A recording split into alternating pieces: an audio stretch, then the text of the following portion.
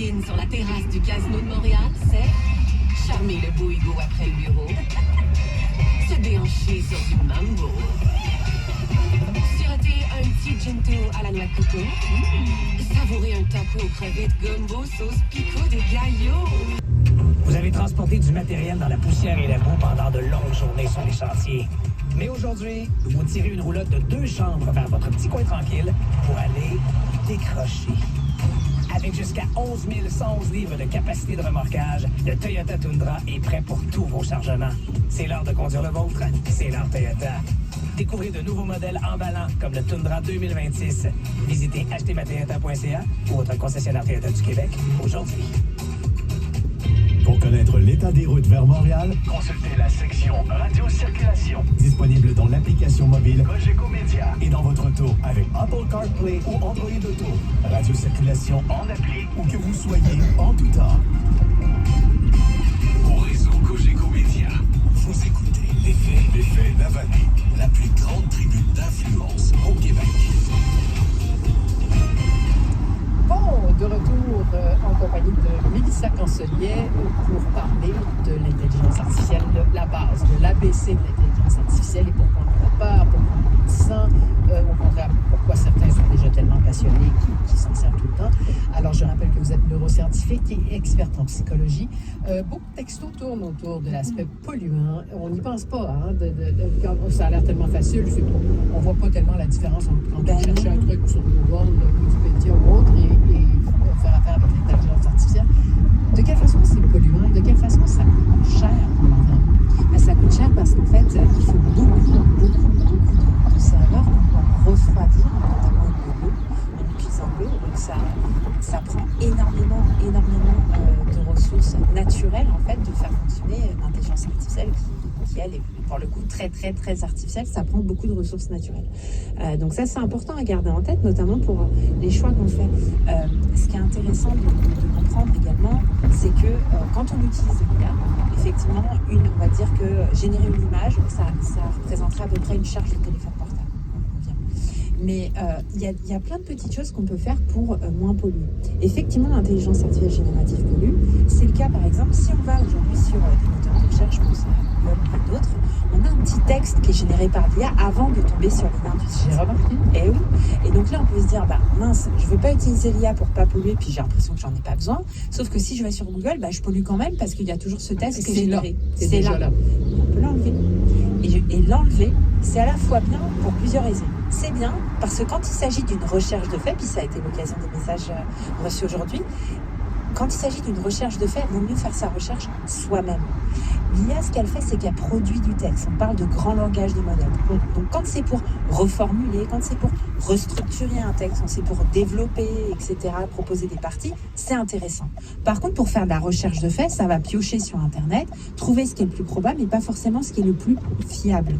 Pour cette raison, se dire, moi, pour faire une recherche de fait, je vais faire une recherche, on va dire, à l'ancienne, avec une barre de recherche, et puis je peux, sur mon navigateur, aller dans les paramètres et enlever la génération de ce texte. Ça va faire en sorte que quoi? Que déjà, je vérifierai mieux, deuxièmement, je pollue moins, et troisièmement, je suis plus efficace, parce que je vérifie plus tôt que si j'allais produire du texte avec de l'IA, puis ensuite vérifier sur Google. Donc, ce qui est le petit texte qui apparaît avant les sites proposés par Google, c'est déjà très polluant juste de l'ouvrir.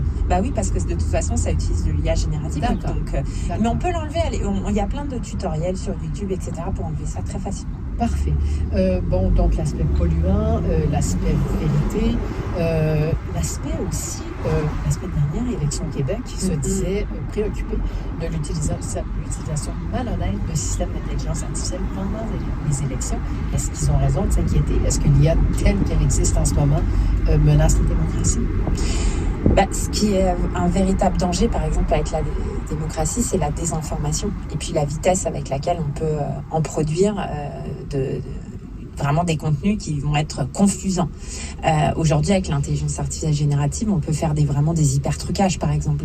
Donc ça, c'est un danger pour la démocratie, parce que si les citoyennes et les citoyens sont exposés à des contenus qui semblent crédibles, mais qui vont à l'encontre de la vérité avant des élections, c'est un problème. D'ailleurs, je vais même aller plus loin. Quand il y a des hyper-trucages, quand il y a des fausses nouvelles, en général, les grosses vagues de fausses nouvelles apparaissent quand il y a des échéances électorales, évidemment. Donc ça suppose qu'on doit être d'autant plus vigilant.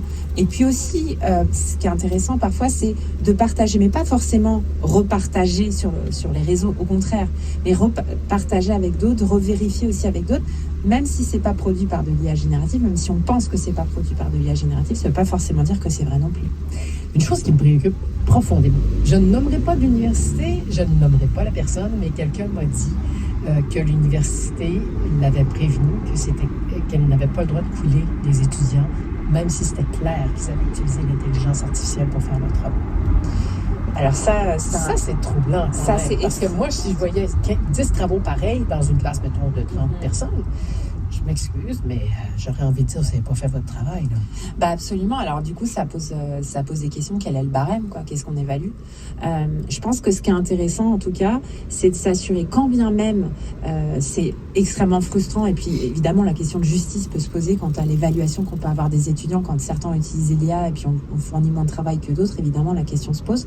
Par contre, je pense qu'il y a l'idéal, en fait, ce serait que les étudiants soient suffisamment accompagnés et formés pour se rendre compte qu'ils n'ont pas eux-mêmes intérêt à utiliser de l'intelligence artificielle générative quand ça met en péril les objectifs pédagogiques. Ce que je veux dire par là, c'est que étudier, c'est pas juste accumuler du savoir, accumuler des données. C'est apprendre à apprendre, c'est se former, humainement être capable de remettre son point de vue en cause, etc. Et je pense que si on comprenait un peu plus justement ce qu'est l'intelligence artificielle et ce qu'elle permet de faire et ce qu'elle n'est pas, les étudiants auraient encore plus d'intérêt à l'utiliser avec parcimonie, ou en tout cas de manière intelligente, sans remettre en cause leur apprentissage. Et c'est peut-être là qu'ils ont besoin d'accompagnement, à mon sens. Tout à fait. Quelqu'un nous demande, quand on dit que l'intelligence artificielle utilise beaucoup d'eau, est-ce que cette eau-là est récupérée, est récupérable par la suite? Est-ce qu'elle est réutilisée ou est-ce que c'est perdu? Alors, il semblerait, sans être experte en traitement des eaux, il semblerait qu'effectivement les centres de données qui ont besoin de beaucoup d'eau accumulent de l'eau qui n'est pas nécessairement récupérable telle qu'elle. Elle n'est pas...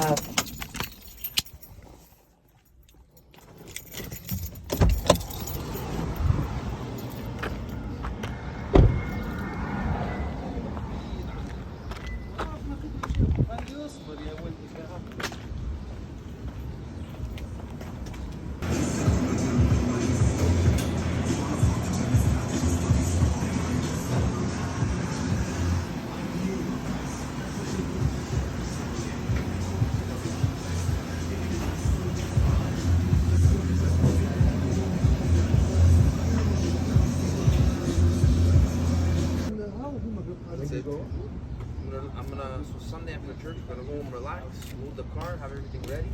Then Sunday night we'll leave. We'll stop maybe we'll drive 3-4 hours, stop in Rochester. We're gonna sleep there. And then